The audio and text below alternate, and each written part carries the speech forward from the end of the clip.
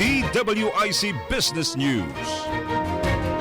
Tuloy-tuloy ang recovery ng piso laban sa dolyar matapos itong magsara sa 61 pesos 62 centavos kahapon, mas malakas ng 6.6 centavos kumpara sa naitalang 61 pesos 68 centavos nitong Miyerkules, Hulyo 15. Ayon kay Rizal Commercial Banking Corporation Chief Economist Michael Ricafort, nakatulong sa pagtaas ng halaga ng piso ang mas mababang inflation sa Estados Unidos na nagpabawas sa posibilidad na panibagong interest rate hike ng US Federal Reserve. Nakatulong din ang bahagyang pagbaba ng presyo ng Brent crude oil mula $86 sa humigit kumulang $84 kada bariles. Inaasahan ding magpapataas ng halaga ng piso ang posibleng pagtaas ng policy rates ng Bangko Sentral ng Pilipinas na layuning mapigil ang inflation at mabawasan ang epekto ng mataas na import cost. At yan ang ating business news.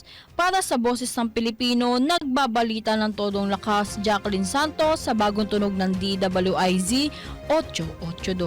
DWIC Network News. Maraming salamat, Jacqueline, sa